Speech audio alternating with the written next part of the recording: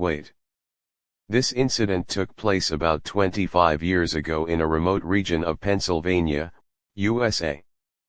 The place was a small town near the Hitchhiker Highway, which remains covered in a thick blanket of snow during harsh winters. It was the year 1999. John, a 29-year-old truck driver, was returning home to New York after completing his long route through Pennsylvania that night. The time was exactly 12:05 a.m.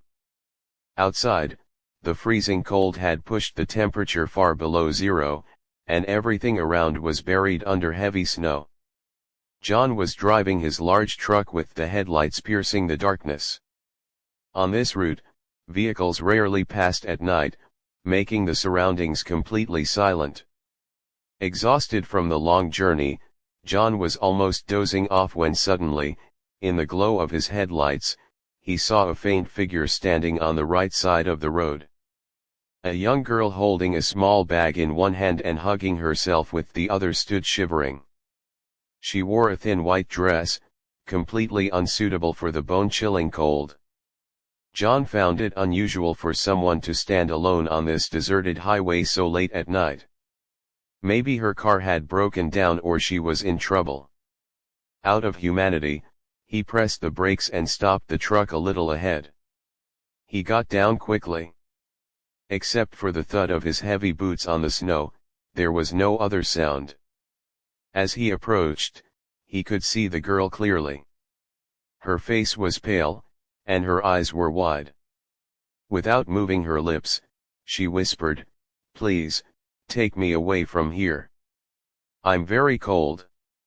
John didn't ask any questions and told her to get inside the truck.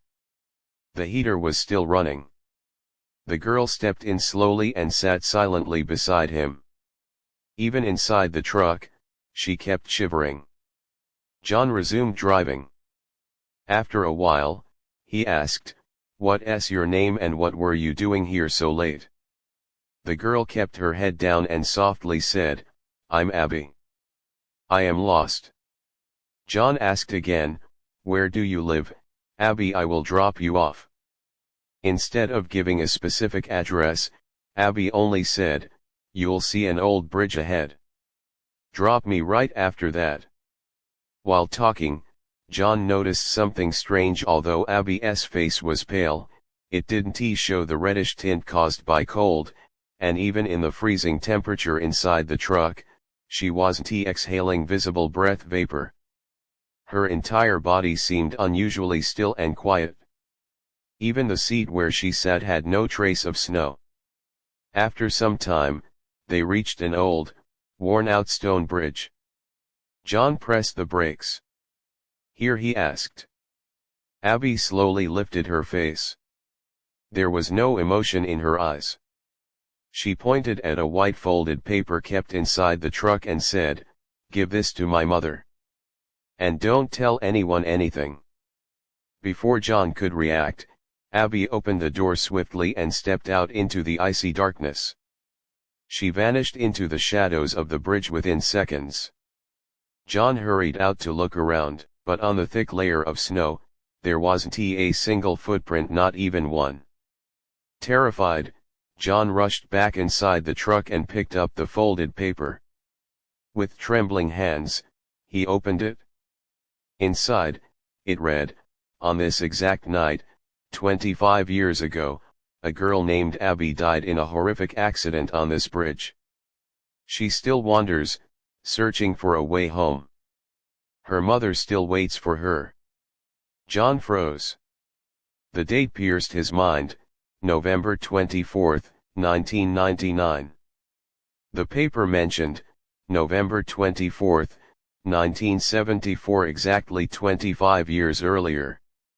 The next morning, John went to the nearby police station and submitted the note. After checking their records, the local police confirmed that indeed, 25 years ago, a tragic accident had occurred on that same bridge, killing a schoolgirl named Abby. The most horrifying detail was that Abby's body had gone missing that night and was never found again. I write investigative reports for a reputed newspaper in Dhaka. People often call me a ghost journalist, but I know I simply look for the truth that hides in the shadows beyond daylight. It was the last week of July when a small slip of paper landed on my desk. The complaint was the same as before: Platform 1's bathroom stays empty at night, yet whispers are heard from inside. Anyone who enters doesn't remain normal afterward. I laughed at first. A filthy public toilet in Dhaka, of course there would be strange smells, not ghosts. But my laughter died when I learned that in the last month, 3 different people had fallen ill after coming out of that bathroom. And they all said the same thing: someone inside was whispering, but no face was ever seen. All my editor Jahid Sir said was, "Ridwan, many people experienced it. Verify the truth." It wasn't courage. Responsibility pulled me toward Kamalapur railway station. The date was July 29, time, 12:40 a.m. Around 1 a.m. I reached platform 1. Everything felt strangely still in the darkness. Other platforms were still somewhat busy because of ongoing train movement. But as I walked toward the far end of platform 1, a chilling feeling crept in. The surrounding sounds grew faint: train whistles, announcements, everything seemed far away, as if someone silently sucked the noise out of the air. I stood in front of the bathroom. The door was slightly open. From inside came a soft whisper, as if someone was murmuring directly into my ear. I instinctively stepped back. The sound wasn't like a human voice, more like someone breathing quietly into my ear. The hair on my arm stood up. Was my mind playing tricks? I turned on my small sound recorder. Yes, an abnormally high frequency sound was appearing on the graph. Then came something even more disturbing: a strange burnt smell. Like burnt flesh mixed with melted plastic. It was so vivid I felt sick. No bathroom should smell like that. Suddenly, the tap inside turned on by itself. Running water. But the sound was unnaturally loud for such low pressure. I didn't hesitate. I stepped inside. The moment I entered, it felt like walking into a cold, deep well. All sound vanished completely. Absolute dead silence. I could hear only my heartbeat and breathing echoing inside my head. Inside were 2 toilet stalls, a urinal, and a broken mirror. I looked into the mirror and then I saw it. On the right side of the mirror was a dark smudge. As if someone kept rubbing with their hand but couldn't erase it. The smudge wasn't still, it was moving slightly. I quickly raised my camera and fired a flash. For a single second, in the bright light, I clearly saw behind the mirror a black, faceless figure standing. Human-shaped, but no eyes, no mouth. The moment the flash faded, everything was gone. The mirror was clear. Before I could react, the air around me grew suddenly heavy, 10 times heavier, as if someone was pressing the tiny room from the outside. Then the whispering returned. This time many voices together: "Come, here, let us talk." The sound came from the right stall. It was so close it felt like it came from inside my ears. I slowly pushed the stall door. No one inside. But I saw 2 wet footprints on the tiles. As if someone had walked away just moments ago. As I bent down to take a picture. Tap, tap, tap, someone was knocking from above the stall door with their finger. My hands trembling, I lifted my camera upward. Right before my eyes a burnt, blackened finger slowly slid across the top of the door. Fear choked my throat. Suddenly the bathroom light went off. Complete darkness. I ran toward the door. Bang. The door slammed shut on its own. Hard. There was no latch inside, yet the door refused to move. Someone outside seemed to be pressing it from the other side. The whispers grew louder, almost laughing. "Why leave after so long?" Someone finally came. I pushed the door desperately, but the force from outside was too strong. My chest felt like it would burst. I crouched down and peeked through the gap at the bottom of the door. What I saw froze my spine. 2 feet visible outside the door. Completely still. But the horrifying part, the feet were facing backward. The toes were bent toward me from the wrong direction. Mixed with it came the sound of someone breathing rapidly right outside. I shone my phone light through the gap. A face appeared, pitch black. No eyes, no nose, no holes. Just the shape of a face.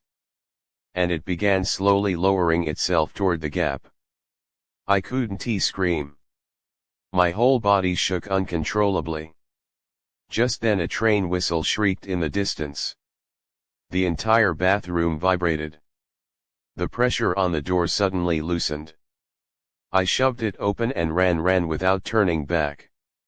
Outside, everything was normal. People walking. Trains arriving. Only I had collapsed in terror. Nearby, an elderly cleaner named Abdul approached with water. He said softly, "Son, I knew it. No one goes inside that bathroom at night." Then he told me the truth. 12 years ago, he said, a man named Mozammel Hossain died there. He had a small shop on the platform. Around 1 a.m. someone locked him inside and set the bathroom on fire.